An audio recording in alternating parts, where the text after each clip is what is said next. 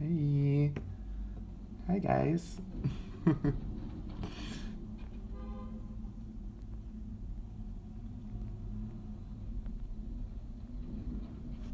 Hope everybody's well.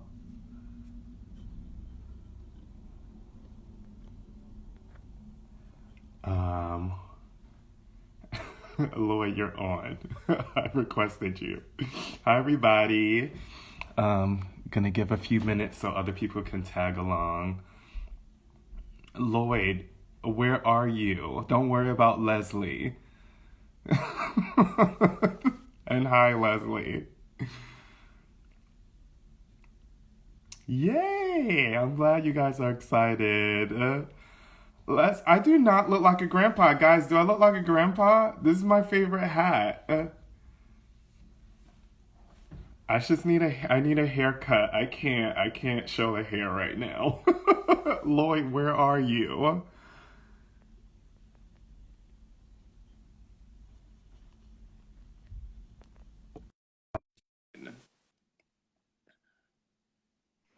Hey, Hi. it didn't when you it requested me just now, so it only happened a second ago. It didn't happen before.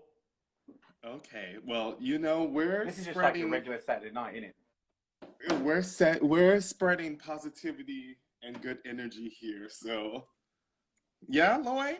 We are, and I'm right with you because once this interview gets going, I'm sure I will be in positive ends.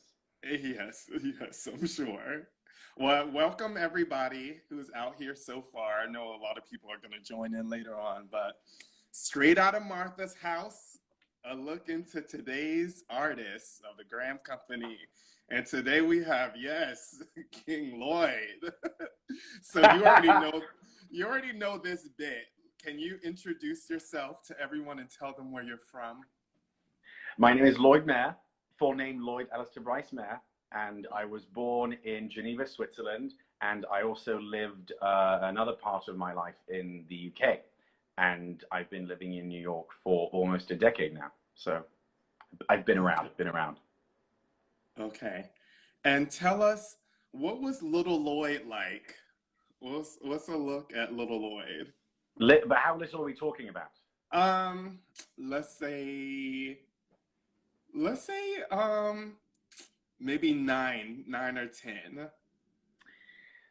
9 or 10, 9 or 10, 9 or 10. Lloyd was living in Switzerland, trying really, really hard to be academically successful, but failing dramatically because I was not academically successful, and I was having a grand old time with my friends, and I was very good at just being happy outside of school. But 80% of your life is school at that time, and I was not necessarily having I was not necessarily in a place where I felt content, but I was definitely living a pretty wonderful life when it comes to just the safety that I was around and the friends that I had and the activities that I was doing. You know, I was swimming and doing gymnastics and doing all sorts of things. So I was very lucky in that sense. But at the same time, there was this other side of me that wanted to be an artist and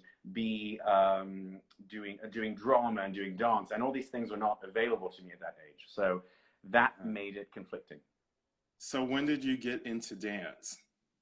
I got into dance, and it's quite a general question because got into dance. You mean in what way? Just the first time I ever Yeah, physically did it? when did you start proper schooling for dance? I'm washing my hands so much that my skin is peeling off. Is anybody else's hands peeling off? You're Many washing your hands. people are This is ridiculous. I'm struggling. washing my hands 10 times a day, and they say keep washing your hands like your life depends on it, right? I saw the video of Kate Winslet, and you see I'm Kate running Winslet. out of soap. I'm I'm running. running out of soap. Kate Winslet is telling me to wash my hands because she played in Contagious. Was that stupid film Contagious? So now everybody's got to listen to Kate Winslet. But also Leslie Williams, also for everybody, she's online and she just stated a really good point. And me and her do it. You got to put that lotion, that coconut oil on your hands. Save your hands. This isn't the moment, Lloyd. Okay. This is the moment. I was about to. Anyway, so my skin is, I basically look like it's just, you can see, I'm so pale that you can just see through all the veins. But anyway, carry on. School. What about it? When did you get into school for dance? Oh, okay. Well, okay. So when did I start my formal training in dance? I started my Yes. formal training in dance when it was late. So anybody that is hesitating and anybody's being told to not join into the dance world because it's too late, do it anyway. Because I joined my formal training at 14, going on 15 years old. And I went to the Rambert School of Ballet and Contemporary Dance in London, founded by Marie Rambert. And it's a really, really great school, and I learned a lot. I only lasted a year, not because of the school, but because I knew that what I wanted to be. So I just stayed there for a year, and then I went to the Graham School. Which is like really, it takes a lot of guts and bravery to just jump out of a school because you have a goal in mind and you really wanted Graham. I really wanted Graham, and I know that this is something that you would understand as well, but it is this sort of innate understanding that you are supposed to fulfill something before you die. And there's only a couple of things I think in my life that I will feel so strong about, but the first thing in my life was Graham, and it's true. And the thing that's even harder to keep going with that vision and to submit yourself to that kind of idea is because a lot of people will try to make you not believe in that. They will try and make you believe, because when I was in London, I said, I'm going to go and I'm going to do this. When you say it takes bravery, it does, because there's a lot of people getting in your way saying, no, actually, you're going to fail. You're too young to get into the Graham Company. You know, I got into the Graham Company at 18, and that's very, very young, kind of in hindsight, looking back and realizing how young that is and how rare that was at the time and still is now. So it's definitely, bravery would have to come into the equation for anybody that thinks. I mean, yeah, I think it's very brave. When you came to the school, what were the feelings? This is nice. This is like a regular, anybody who's watching, this is really not very artificial, because this is just like a regular Saturday night with my friend Lloyd. We both have the same first name. It's just like shooting the breeze. But so what's the question again? When you arrived in the US of A into New York City and you stepped into the Graham School, tell us those feelings. Oh, so there was two sort of different chapters of entering the Graham School. The first one was the summer intensive in 2010, which definitely changed the whole paradigm and changed and just asserted my belief into fulfilling this dream that I had. It's just quite simply a dream. And then there's the second one where I came into the school and started my life in September 2011 in New York when I was 18 years old. So basically, the feelings were, to put it simply, was I belong. You know, it was this lovely feeling of belonging. But the second feeling as well of after taking classes, and it really is a wonderful and important feeling for an artist, is the feeling of doing something that you're good at because it's being noticed, and not in this vanity feeling of look at me, aren't I great, but in this pretty immediate recognition that there's potential in this person, and that person at the time happened to be me. So it was those two feelings: the feeling of walking into the space with Martha's philosophy, and I can say now I'm from the olden days, because I can say now that back in my day, because I can be that annoying person that says that, we started on 63rd Street, which is where the original studios were. And you had to go down the little stairs from how it was modified from the 80s. And you would, it was really like a small box. And it made it so intimate. I mean, right, Europe, yeah, we called it the cave, right? The cave. We called it the cave. But there was something about that space that still had Martha's energy in it, because it was when Martha was before, but just higher up. Yeah. So the feelings were of belonging and of hunger. I wanted to just, eat it all up. Yeah. Okay. So then you go through your years, or your like a couple of years in the school, and then you audition for the company. What was it? Tell us about your audition. What stood out in your audition? Was there anything funny? Did you meet a certain person that, you know? At the audition. Yes. Okay, so at the audition was, I think that so the audition was quite overwhelming. I was slightly hungover because I hadn't calculated. So I was slightly hungover, right? Because I was still in the days where you didn't quite understand how to just sort of separate certain, times of the day. Anyway, Behaviors. behaviors. You don't really quite know how to prioritize on your behaviors, and you don't really quite. You have an abstract idea of responsibility, but you're not totally aware of what responsibility really is.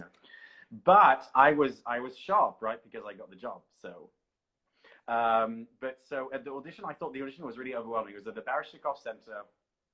It was a nice, warm spring day, very lovely, lush day. And the Barishnikov Center, for anybody that doesn't know, is just this huge building with massive studios and these gigantic windows that bring in so much natural light. So you feel very open already just to come into the studio. It just has this sort of openness and space about it, which I was very grateful for. And but the audition was overwhelming just in terms of the numbers, because there were a lot of people that decided to show up that day. It was a lot. It was a high. It was much more than I ever thought. So it made me happy as well, because I thought, okay, this is great. That means a lot of people want this. So it created more stimulation in me. But the people that I met, I wasn't really too. No, I wasn't really too focused on it, because I was so focused on getting the job that everybody else just looked like they were part of the wallpaper. But because I was What did the dance? Do you remember? What about the what? What did you dance? What did you have to audition with? Oh, we had to dance. We had to dance. It was a really good rep. We had to dance so the audition was, I think, a 2-day process or a 3-day process. I can't remember. But it was quite long and rigorous. But the first day we did Deaths and Answers. For the ones who don't know, which is a Martha and piece derived on the Bronte novels and the Bronte sisters. Excuse me. And then we did Diversion of Angels, of course, and then the ladies did a bit of Chronicle. We did Technique class. So we did a bit of all of that. And then on my second day, I did a Cave of the Heart, the role of Jason, which is really, it's just that one was weird, because it's such a naked solo. If you're off your leg, you're fucked. You're right? off like your you're leg. Screwed. You go off, right? Because it's so, yeah, it's just, you land here, and if you're not quite sure about the distribution of the weight, then you just fall right off. But I was leg that day. I was and you got the job. And I got the job, which it was like, I still remember. I don't know if, I'm sure you remember your feeling, but he does. But the feeling of getting a job that you dream about for 5 years as a teenager is a pretty big thing, because you haven't experienced a lot in life, but you've experienced a lot in terms of pursuing a dream, and that was that whole feeling. Yeah. Yes, for sure. So now you've been in the company for a number of years now. What is one of your favorite roles to perform?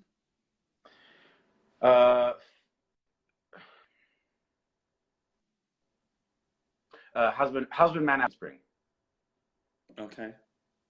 Why is that? Timeless. Doesn't require. It's timeless. It's not a noisy piece. And what I mean by that is that it's very simple. It's very raw-boned. It has a kind of classical tune to it. And what I mean by classical, in that sense that it's timeless. It's this timeless essence of love and compassion, and it teaches you how to. It basically, why I love the piece is because it speaks to your better self, I'm not always, and Leslie's tuned into this, so she can agree, but I sometimes struggle being my better self. You know, it's not an everyday occurrence. Appalachian Spring really invites me to be my better self, to understand that is the best way to live, to try and live with this open sense of compassion and understanding that the future is uncertain, but if you do it with love, it can be a better one. Ooh, preach. Yes. That was good. You're going to copyright that stuff, Lloyd? So now, what's a dream role of yours that you would like to perform? That I haven't performed. You haven't performed, you want to perform. Anything in anything in the dance repertoire of the world, or in Graham? In the Graham repertoire. In the Graham repertoire. Okay, so. Okay.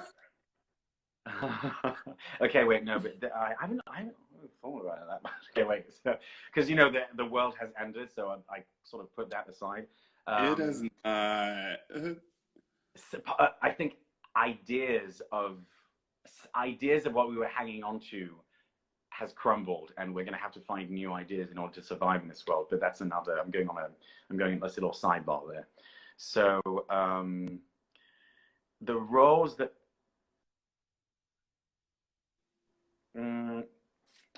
If I had a sex change, I would maybe be able to do the chorus of the heart. Lord. That's a role. We said what role you want to do. Yes, fabulous. All right. Yes. If I didn't have a sex change operation. Okay. If you did not have a sex change operation and you stayed a male, what would the next male dream role be? The next male dream role would be Oedipus Night Journey, Orestes Clytemnestra, lead dancer in Acts of Light, you know, Conversation of Lovers, which you've done and you're brilliant in. That's something I've always wanted to experience. And then also understanding what it's like to be all the way downstage for the Helios part, where the whole company's dancing together. And I would love to have that feeling of leading the energy for that. And there's probably we've spoken about seraphic dialogue before.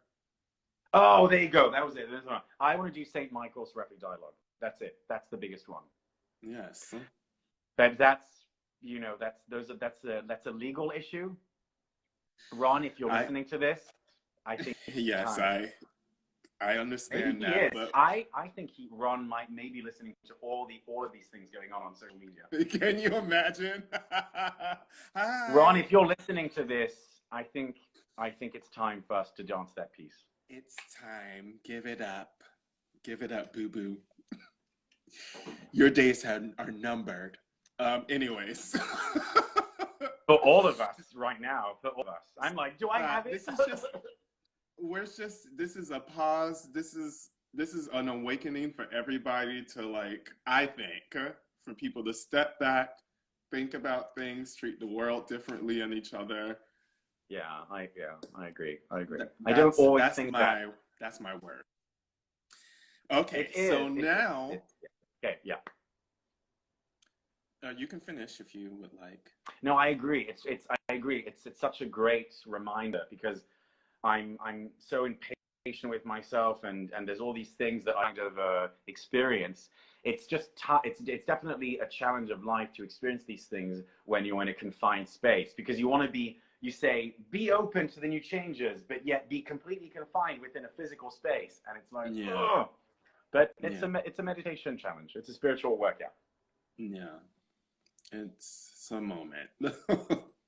Okay, so you've experienced the Graham work, but you've also experienced a lot of the contemporary work that's come in now into the company. So what's been one of your favorite contemporary works to perform so far, and favorite choreographer maybe?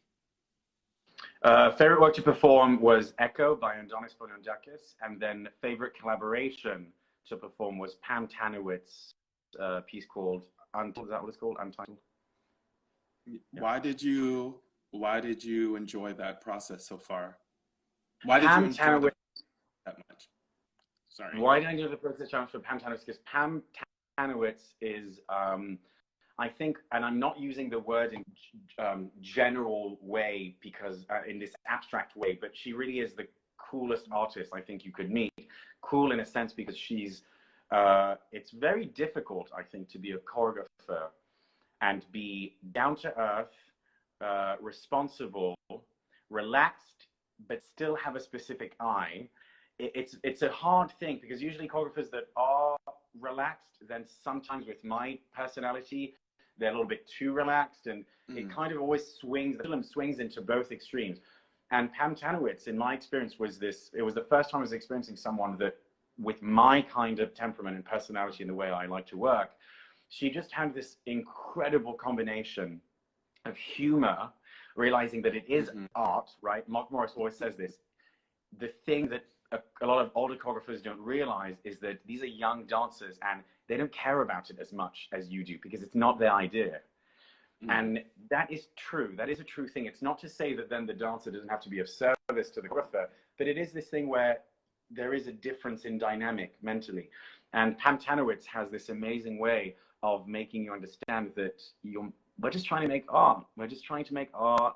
We're trying to kind of up the game a bit in the consciousness of humanity without making it dogmatic. So she had this incredible combination of putting a message across, but never ever going in the studio and saying, I'm going to show it in this really dogmatic way and everybody's going to understand that it's about, you know, female empowerment. She just creates, and I think through her genius,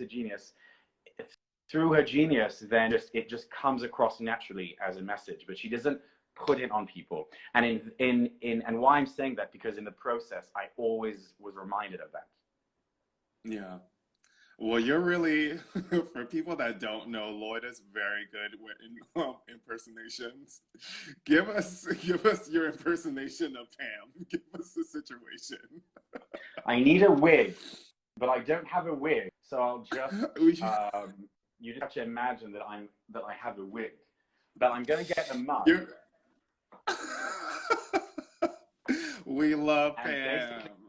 But you have to imagine it. You have to just kind of imagine it, right? So Pam Tanowitz she's a cool chick. You just have to really see this girl. She's from New York. She's legit. She knows. She's educated. She's smart. She's articulate. She has a great sense of humor. And she comes in with the semi-cowboy boots and the kind of like faux leather jacket. And she always goes to Joe and the Juice. She loves Joe and the Juice.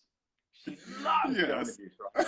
She would always come to Joe and the Juice, and then we would spot her with Joe and the Juice once again, and then she would just be like, "I'm obsessed. You guys love it, Joe and the Juice. It's the best."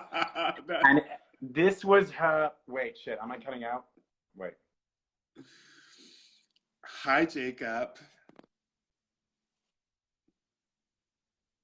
Can you hear me, Lloyd? Just making sure. Hello? I can't hear you. Can everybody hear us? Can anybody hear me? I can't hear you.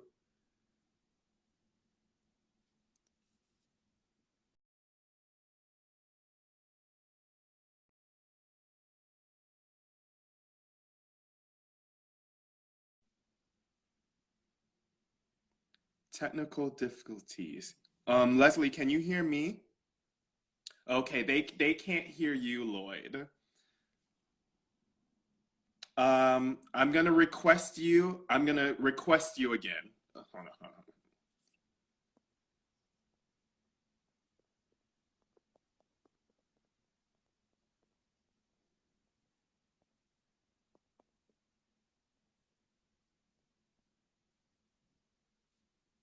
Thanks, Les. Okay, so we're gonna try this. I'm gonna request Lloyd again.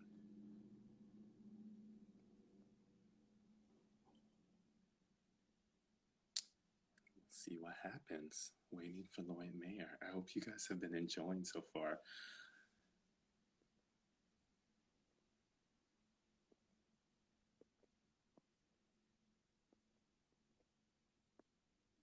Where are you, Lloyd?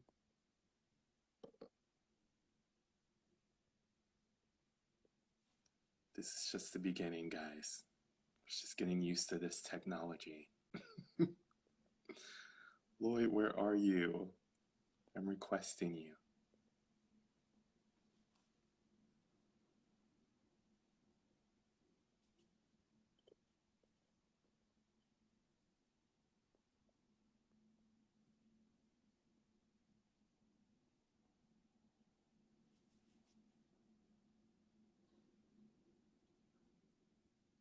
Waiting for Lloyd, connecting. Hello? Hi. Hey. Can you hear me? I can hear you. Oh, hallelujah. Okay, we're here. We're good. Sorry, I didn't even press on anything. It just went. No, it's okay. I'm sure everybody in the world is just on. Everybody's doing live now. So Can I just make a little side comment? Isn't it the funniest thing though when you see? I've been following a lot of architects and interior designers that are, you know, on the older side of the spectrum, and it's the first time that they're dealing with such depths of technology. yeah. The cutest thing, because they're these really famous artists, and they don't know like where their face is, so they're talking to you like from this part of their jaw. It's just the sweetest thing, because they're known to be these legends, and you see them in such human conditions. It takes time. It takes time. Wait. So okay, my next question for you. What's been your favorite Wait, can you show hear me so now? far? I can hear you. Okay, cool. We're good. What's been your favorite show so far? So my favorite show has been Killing Eve, which is coming. The season 3 is coming out on the 12th of April. 12th of April, BBC America, and Killing Eve has been amazing. That's great. But I should have been more clear. What's been your favorite dance performance so far? You said your favorite show, and I'm in quarantine, and we've been locked in for a month. I'm not thinking about dance performances, Lloyd. Your favorite dance performance so far? Okay, my favorite dance performance. I think, Lloyd, when you move around, maybe the reception gets a little bit funky. Just be careful. It gets funky, but it's also because my phone, I know, I want to do this. That's the thing. I want to go back to this place so I don't move around. And my phone is dying. So that's it. So let's come back to the question. So the favorite performance that I have done or that I've seen? That you've done, that you performed. Oh, okay. That's easy. 12th of July, 2013. It was a supermoon, and it was in Athens, Greece, at the Odiou Attikou, which is right next to the Acropolis, and that's where the Grain Company formed, and it was amazing. What did you perform? Yeah. Why was it so special for you? It was so special for number one because it was a supermoon. So it was a kind of moon that only shows up every 50 years, and that was really special to me because just because of the look of it and the scenery. We were performing. For the ones that don't know, we were performing right next to just below the Acropolis in Athens. We're performing, you look up, the seats of the audience, I mean, Lloyd Knight was there, so you know, so the seats of the audience were just Greek style, like an amphitheater. It was an amphitheater, it is an amphitheater. So the seats are just railed up really, really, really high. So it feels like you're at a rock concert. And then you look up and you see the moon, this incredibly bright moon, with the lights of the Acropolis that are lit up so that you see all of the scenery of that platform. and we performed a really good program. We did Martha Graham's Rite of Spring, and we did Martha Graham's Rite of Spring. We did Echo by Andonis Foliandakis, so that was the Greek celebration. Blakely White Maguire did Errand into the Maze with Ben Schultz. So it was it's worth being in the Graham Company just to perform that. It was. Do you remember? I mean, no, I definitely remember, for sure. It's in for the books because it. And then, did you remember the bow that we took? Do you remember the bow when we bowed to? It was just forever. They stood up, and Greeks just love everything about it. They just stood up and they just gave us a standing ovation that felt like a rock concert. It was amazing. Yeah. No, that's definitely like one for the books, for sure. Okay, so then, do you think, my next question was going to be, what was your favorite tour? Was that maybe your favorite tour, or do you have another one?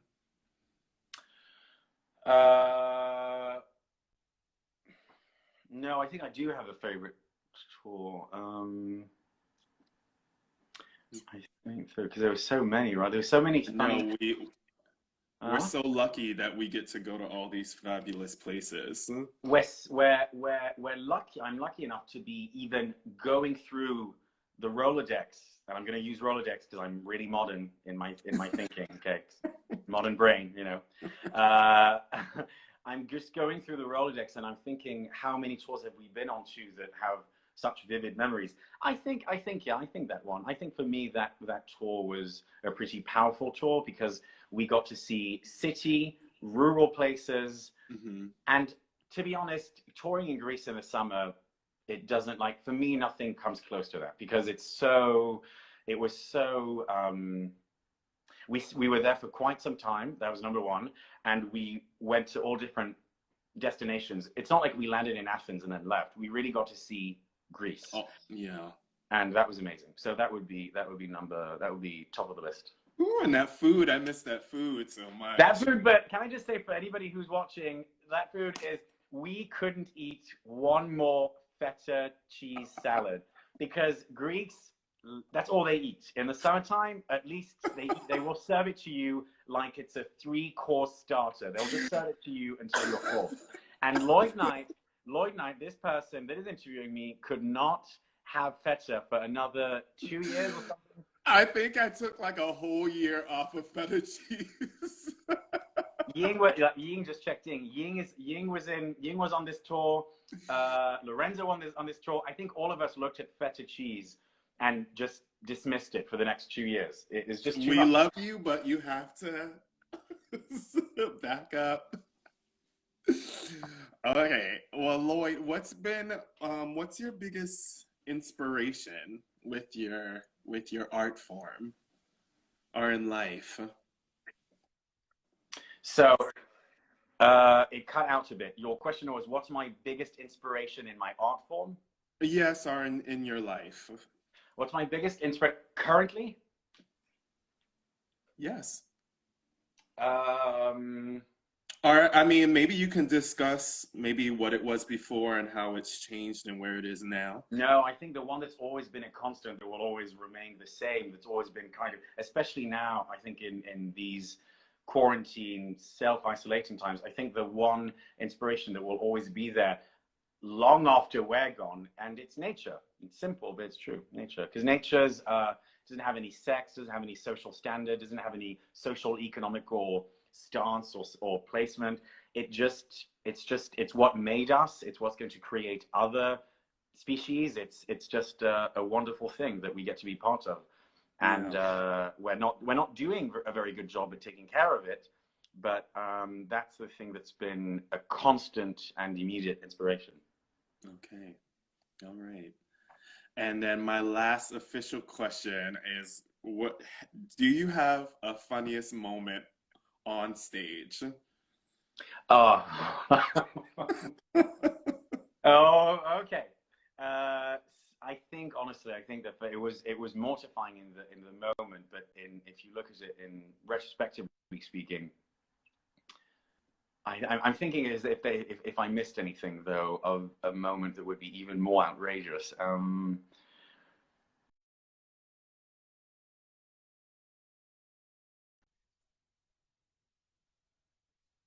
doing, I think I was doing my I mean, I don't even wish it on my worst enemy. It was Jacob's Pillow Dance Festival, opening night of our week at Jacob's Pillow. And we were dancing Diversion of Angels, and I was very new at the role. And this is for the people that don't know what the piece is. It's just basically a role of this very like kind of licentious character that is full of life and adolescent teenage love and fluttering all over this. And I have this female partner with me that is called that was called Iris, and she was just a wonderful partner. But I think I was so nervous that in this one lift that we had to do, I probably didn't catch her right, and she flew right across me. But you have to just basically, this dancer has to just run and jump on your shoulder, and she has to make it look like it's, you know, not a problem at all, and like it's the most lyrical, easiest thing, when it really is this actually really athletic thing.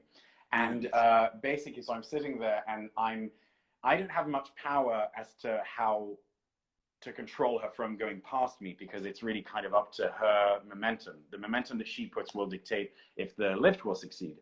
Yes. And it did not. The lift did not succeed, and she literally runs and just brushes right through my body. I mean, she just goes through like if I'm just paper thin, and just goes right through me, and just jumps on the other side and just looks at me with her big fake lashes and just goes.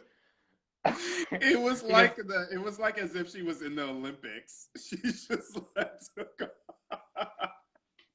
It was, and you could hear the audience just go. Oh, but it wasn't. You guys made it work. You did a little dance. And it was amazing because, like a true professional, Iris just looks at me and starts to just spiral around herself, and just.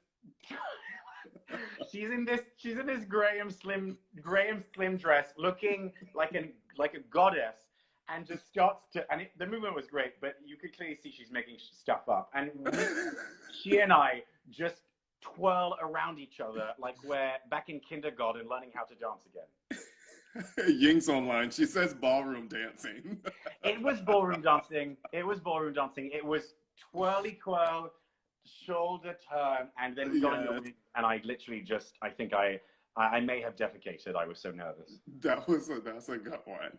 Okay, so now we have time. So I wanted to see if the people out there in the world wanted to ask some questions to Lloyd. Shoot him. Bring him out. He is here to answer all. Let's give them a second. But you're okay? You're doing good? So I'm doing well, and I've retreated back in Switzerland because this thing is going to last a long time, and I'm sending all my empathy to the people in New York and to you, Lloyd, because it's a tough scenario for New York at the moment, but the curve will flatten eventually. Yes. And I've had a few acquaintances in New York that lost a few loved ones, so it's hitting home for sure. Yeah. Okay, wait. So what's the question? What do you like to do when you're not dancing? Pre-corona. Wait, Sebastian, because Leslie Andrea Williams knows her answers. But Lloyd, we don't know this. The people don't know this. What's the answer? What's the question again? What do you like to do when you're not dancing? Okay, what I like to do when I'm not dancing is not dancing. So I like to read, and I like to folk causes and these that are not so focused on myself and my body and what I look like and what I'm doing, but I really like to do things that are more about community and learning. I love craft, so I love learning new skills. If it's acting or if it's playing an instrument that I can get my hands on, I'll do it, as long as it has to do with a skill and a craft. Okay, all right. Well, next question is in the question box. Give me a second. Could you please ask later about Could you please ask about Three Young Men in Ballet to Watch by New York Post? Is are you talking about the question is Three Young Men Ballet to Watch? Are you talking about the time where I was mentioned in the New York only in the ballet world? I don't know. That's a bit of a That's the question that was given, but the only thing that I can say to that is, but maybe I'm completely out of the question is I was once mentioned a long time ago.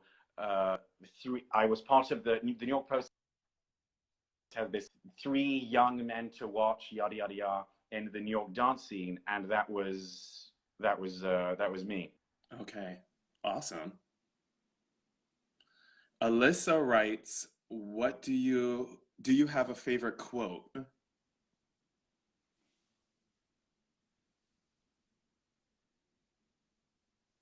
Lloyd?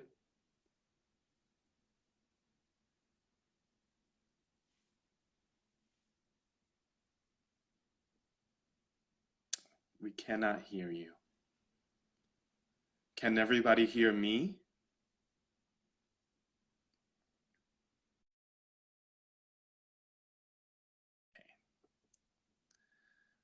We're going to invite Lloyd again. He's in Europe, so maybe the connection is just not really happening. Hold on one second.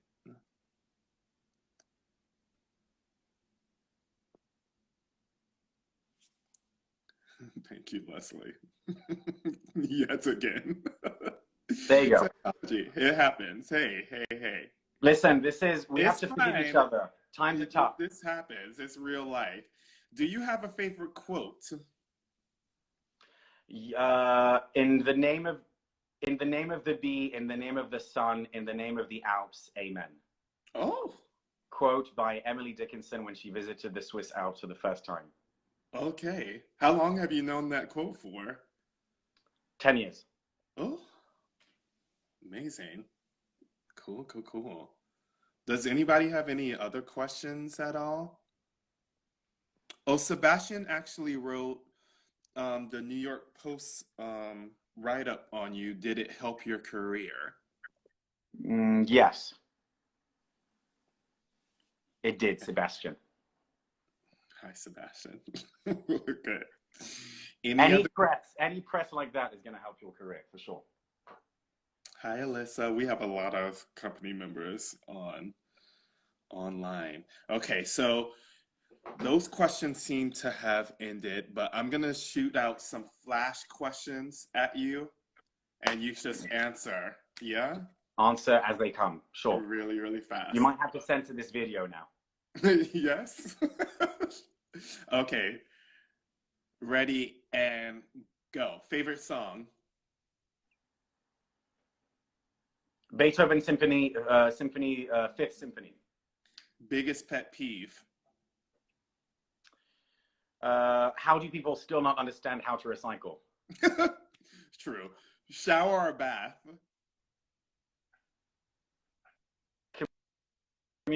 Connection cut out. Repeat again. Shower or bath? Again? Connection Shower cut out. or Shower. bath? There's a delay. Shower. Next. Dressy or relaxed? Dressy. Rain or shine? You can't think about it. Shine. Favorite borough? Brooklyn. Do you snore? Yes. Favorite number? There's a delay, Lloyd. I just got these questions, okay? No, it's good. You're doing good. Favorite number? Favorite number? Yeah. What? Oh, favorite number. No, I thought like favorite hotel room number. I don't know. Just go.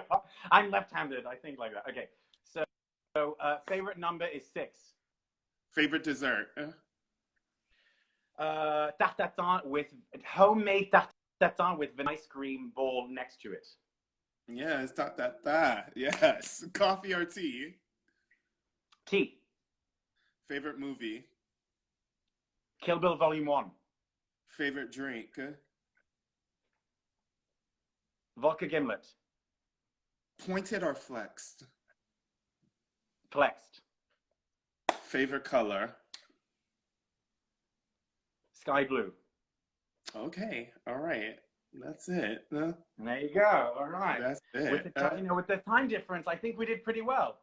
No, we did good. We did good. But thank you so much for this. Thank you for coming on, and people have learned a little bit about you. Thank you. I'm really happy, and I'm going to tell everybody who's watching this. If you didn't like this interview or my answers, you'll probably like the answers of any other dancer because they will be lined up in this week. So if you were bored with this one, you won't be bored with the others, okay? And tomorrow, who do we have coming up? Tomorrow we have a break, and then we start back up on Wednesday. Yes. And I believe it's Matzia. Okay. Who do we have on Wednesday? For everybody that's out there. Okay, well, there you go. Everybody out there in the world, this is going to be posted, of course, on all the social media, on the Facebook and the Instagram. And we also have our GoFundMe page that we've been doing, and we're almost to our goal. And we just want to thank you for those who have contributed and those who want to still. The link is in my bio, and it's pretty much on everybody's bio in the company. But no contribution is too small, too big. So thank you so much, and thank you, Lloyd, for coming on. Thank you, Lloyd. This was really, really nice, and I'm so happy that you're doing this because you give a chance for dancers to speak and share more personal stories off the stage. So thank you to you. Thank you, Lloyd. Thank you. I'll see you soon. Signing out. Bye, guys. Bye.